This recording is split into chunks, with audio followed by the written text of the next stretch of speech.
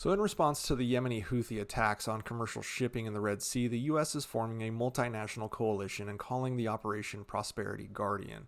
There have been around 100 Houthi drone and ballistic missile attacks involving civilian commercial ships from 35 different nations.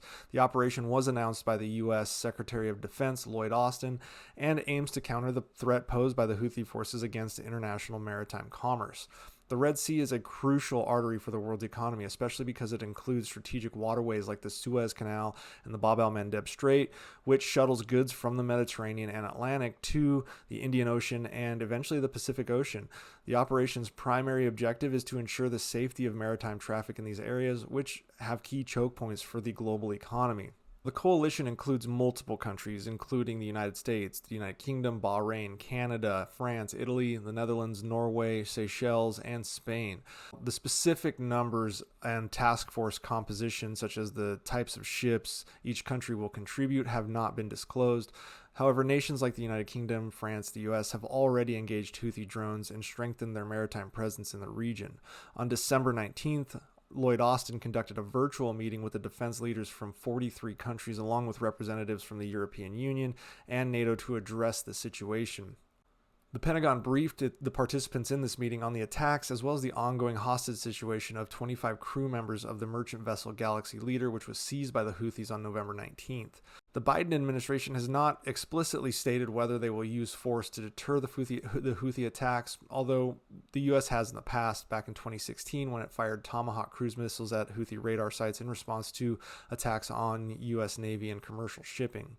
Around the time Secretary Austin touched down in Israel on December 18th, a tanker called the MV Swan Atlantic was attacked. The USS Carney, which is a guided missile destroyer, was dispatched to render aid. So moving to the map, what you're looking at is the Persian Gulf, Red Sea region, obviously Saudi Arabia in the center, Yemen's right here. Here we have Israel up here. This is the Suez Canal, and obviously this is the strategic area we're talking about as it moves from the Mediterranean into the Arabian Sea and further onto the Indian Ocean, etc., etc. Now, the Houthis are operating in this southern tip of Yemen here, which disrupts all of the traffic trying to move through this area. Now, zooming in on the area where operations would be conducted, currently the USS Eisenhower Carrier Strike Group is operating in the Gulf of Aden, somewhere in here.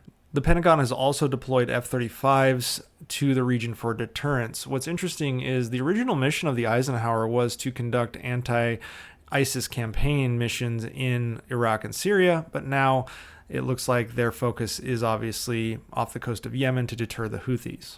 But as you can see as we zoom back out, these aren't the only U.S. assets in the region. Some areas to keep an eye on include in central Saudi Arabia near Riyadh, we have the Prince Sultan Air Base. This houses U.S. B-1 bombers, which can carry out large-scale strategic bombing, as well as U.S. F-22s and F-15s. Not saying the U.S. would need B-1 bombers for that, but it is there as an asset available. Also, in the United Arab Emirates, over here, we have the Al Dhafra Air Base, which hosts the 380th Air Expeditionary Wing, which has aircraft including the F-22, KC-10 refueling tankers, RQ-4 Global Hawk drones, E-3 Sentries, which are also known as AWACS, and even some U-2 Dragon Ladies for surveillance. In fact, this is the busiest U.S. base in the world when it comes to surveillance flights. And then moving on to Al Udeid Air Base, which is in Qatar right here. This is the biggest U.S. base in the Middle East. It's home to the U.S. Combined Air Operations Center, U.S. Air Force's Central Command, U.S. Special Operations Command, CENTCOM Forward.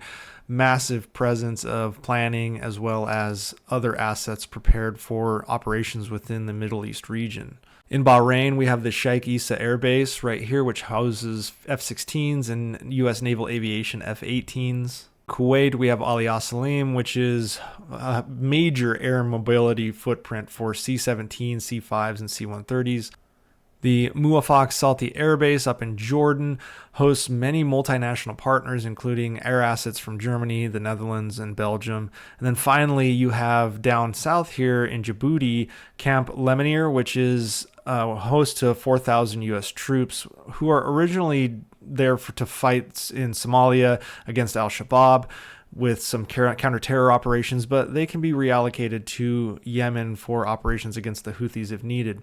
Incidentally, China opened its first military base overseas here in Djibouti as well back in 2017. And these are just some of the major air bases. I obviously didn't touch on everything in the region. The U.S. has a massive presence. Every single one of these dots is going to have some sort of strategic stockages of equipment, weaponry, ammunition, etc. placed, and some sort of reserves there that the U.S. can tap into in case of operations in Yemen. So in the end, yes, there is a carrier strike group operating in the Gulf of Aden, but there's way more assets that the U.S. can bring to bear upon the Houthis in Yemen, causing a world of hurt.